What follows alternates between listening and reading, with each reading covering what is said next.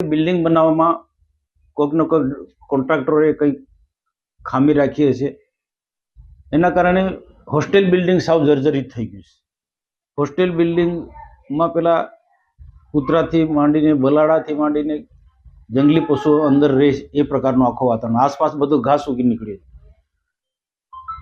તો ત્યાંના છોકરા જે ખરેખર જે સ્થિતિમાં રહે છે એ જોઈને મને ભારે દુઃખ થયું.